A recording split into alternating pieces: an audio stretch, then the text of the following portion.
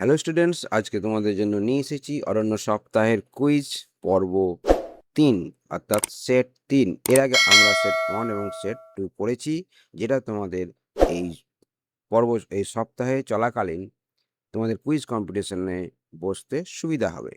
তাহলে আমরা এগোই। দেখো তোমাদের প্রশ্ন নম্বর 1। অরণ্য সপ্তাহ উদযাপনের মাধ্যমে জাতিসংঘের কোনো টেকসই উন্নয়ন লক্ষ্যমাত্রা, টেকসই উন্নয়ন লক্ষ্যমাত্রাকে বলছে এসডিজি, অর্জিত হয়? ক এসডিজি 6, খ এসডিজি 13 জলবায়ু পদক্ষেপ এবং এসডিজি 15 স্থলজ জীবন, গ এসডিজি 7, ঘ এসডিজি 11। সঠিক উত্তর দেখো খ এসডিজি 13 জলবায়ু পদক্ষেপ এবং এসডিজি 15 স্থলজ জীবন। আমরা জানবো এবার এসডিজিটা কি। দেখো, sustain sustainable development goal, SDG, দেখে যে সাস্টেনেবল ডেভেলপমেন্ট গোল 15। এই 15টা হচ্ছে কার জন্য? নত স্থলজ জীবন, লাইফ অফ ল্যান্ড। জাতিসংঘ নির্ধারিত এর মূল উদ্দেশ্য হলো যে স্থলভাগের বাস্তুতন্ত্র সুরক্ষা ও পুনরুদ্ধার করা, টেকসই বল ব্যবস্থাপনা করা, মরুভূমিকরণ প্রতিরোধ করা, ভূমি ক্ষয়িষ্ণুতা রোধ এবং উর্বরতা ফিরিয়ে আনা এবং জীবন বৈচিত্র্যের বিলুপ্তি বন্ধ করা। এটা হচ্ছে এসডিজি 15 বা 15। এসডিজি 13টা কি?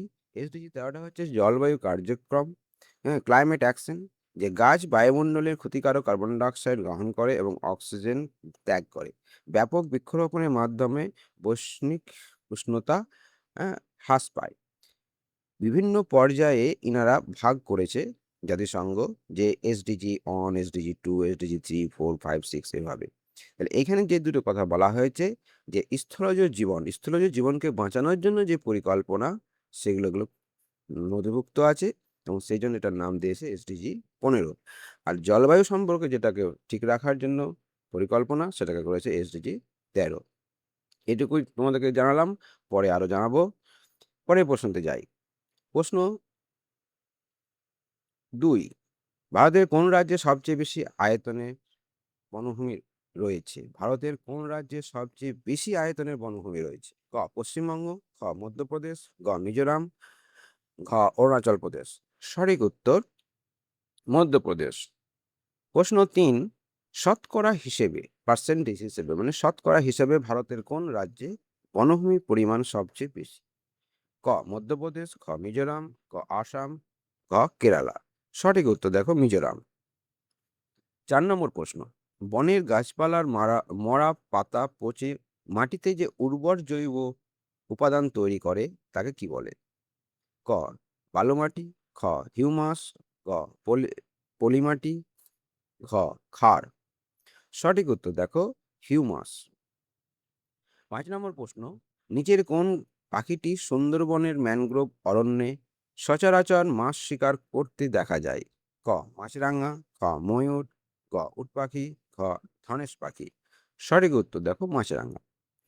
6 নম্বর প্রশ্ন, বিশ্ব পরিবেশ দিবস প্রতি বছর কোন তারিখে পালিত হয়? ক 22শে মার্চ, খ 5ই জুন, গ 15ই আগস্ট, ঘ 2রা অক্টোবর। সঠিক উত্তর দেখো 5ই জুন। 7 নম্বর প্রশ্ন, যে অরণ্য নিধনের ফলে বায়ুমণ্ডলে কোন গ্যাসের মাত্রা ক্রমাগত বৃদ্ধি পাচ্ছে? ক অক্সিজেন, খ নাইট্রোজেন, গ কার্বন ডাইঅক্সাইড, ঘ হাইড্রোজেন। সঠিক উত্তর কার্বন ডাই অক্সাইড। 8 নম্বর প্রশ্ন, গাছের বৈজ্ঞানিক পরিচর্যা এবং বনসৃজন সংক্রান্ত বিদ্যাকে কি বলা হয়? ক পিসিকালচার, খ সিলভিকালচার, গ সেরিকালচার, ঘ এপিকালচার। সঠিক উত্তর দেখো সিলভিকালচার। 9 নম্বর প্রশ্ন, শান্তিনিকেতনে রবীন্দ্রনাথ ঠাকুর প্রবর্তিত অরণ্য দেবতা ভাবনাটি কোন বই বা প্রবন্ধে বিস্তারিত রয়েছে? ক গীতাঞ্জলি, খ পল্লী প্রকৃতি, গ গোরা, ঘ ঘরে বাইরে। সঠিক উত্তর দেখো পল্লী প্রকৃতি। 10 নম্বর প্রশ্ন, একটি পূর্ণাঙ্গ গাছ সারাদিনে প্রায় কতজন প্রাপ্তবয়স্ক মানুষের প্রয়োজনীয় অক্সিজেন সরবরাহ করতে পারে? ক 1 জন, খ 3 থেকে 4 জন, গ 10 জন, ঘ 50 জন। সঠিক উত্তর দেখো 3 থেকে 4 জন। 11 নম্বর প্রশ্ন, যে পশ্চিমবঙ্গের বন্যপ্রাণী শাখার ওয়াইল্ড লাইফ উইংস বন্যপ্রাণী শাখার লোগোতে কোন বিপন্ন প্রাণীর ছবি দেখা যায়? ক একশৃঙ্গ গন্ডার, খ রয়্যাল বেঙ্গল টাইগার, গ লাল পান্ডা, ঘ মেছো বিড়াল। সঠিক উত্তর দেখো রয়্যাল বেঙ্গল টাইগার। 12 নম্বর প্রশ্ন, যে অরণ্য সপ্তাহে বন দপ্তর থেকে বিলি করা নিম গাছের ঔষধি গুণের প্রধান কারণ কোনটি? ক এটি অত্যন্ত মিষ্টি ফল দেয়, খ এটি একটি প্রাকৃতিক অ্যান্টিসেপটিক ও অ্যান্টিব্যাকটেরিয়াল উদ্ভিদ, গ এর কাঠ দিয়ে নৌকা তৈরি হয়, ঘ এটি জল ছাড়াই বেঁচে থাকতে পারে বা বেঁচে থাকে। সঠিক উত্তর খ এটি একটি প্রাকৃতিক অ্যান্টিসেপটিক ও অ্যান্টিব্যাকটেরিয়াল উদ্ভিদ। 13 নম্বর প্রশ্ন, অরণ্য নিধনের ফলে মাটির কোন স্তরটি সবচেয়ে বেশি ক্ষতিগ্রস্ত ও ক্ষয়প্রাপ্ত হয়? ক উপমৃত্তিকা, খ অপরিমৃত্তিকা বা এ হরাইজন, গ মূল শিলাস্তর, কোনোটি নয়। সঠিক উত্তর হচ্ছে খ অপরিমৃত্তিকা। 14 নম্বর প্রশ্ন, গাছপালার মূল মাটির কণাগুলিকে শক্ত করে ধরে রেখে পাহাড়ি অঞ্চলে কোন প্রাকৃতিক বিপর্যয় রোধ করে? ক ভূমিকম্প, খ ধস, গ বন্যা, ঘ মেঘ ভাঙা বৃষ্টি। সঠিক উত্তর দেখো ধস। 15 নম্বর প্রশ্ন, যে ম্যানগ্রোভ অরণ্যের উদ্ভিদে কোন বিশেষ ধরনের অঙ্কুরোদ্গম দেখা যায় যা জোয়ারের ফলে বীজ ভেসে যাওয়া রোধ করে? ক জরায়ুজ অঙ্কুরোদ্গম, খ অধমৃত্তিক অঙ্কুরোদ্গম, গ অধিমৃত্তিক অঙ্কুরোদ্গম, ঘ কোনোটি নয়। সঠিক উত্তর দেখো জরায়ুজ অঙ্কুরোদ্গম। 16 নম্বর প্রশ্ন, যে পশ্চিমবঙ্গের জলপাইগুড়ি ও আলিপুরদুয়ার জেলায় অবস্থিত কোন বিখ্যাত জাতীয় উদ্যানে ঘন শালবন ও গন্ডার পাওয়া যায়? ক জলদাপাড়া জাতীয় উদ্যান, খ নেওড়া ভ্যালি, গ সিঙ্গালীলা, ঘ সুন্দরবন। সঠিক উত্তর জলদাপাড়া জাতীয় উদ্যান। 17 নম্বর প্রশ্ন, যে সোশ্যাল ফরেস্ট্রি বা সামাজিক বনসৃজন শব্দবন্ধটি ভারতের প্রথম কোন বছর সরকারিভাবে ব্যবহৃত হয়? মানে সোশ্যাল ফরেস্ট্রি কথাটা ভারতের প্রথম কোন বছর সরকারিভাবে ব্যবহৃত হয়? 1950 সালে, 1976 সালে, 1986 সালে, 2000 সালে। সঠিক উত্তর দেখো 1976 সালে। 18 নম্বর প্রশ্ন হচ্ছে, যে রাস্তার দুধারে বা রেল লাইনের পাশে সরকারি উদ্যোগে যে গাছ লাগানো হয় তা কোন ধরনের বনায়নের অন্তর্ভুক্ত?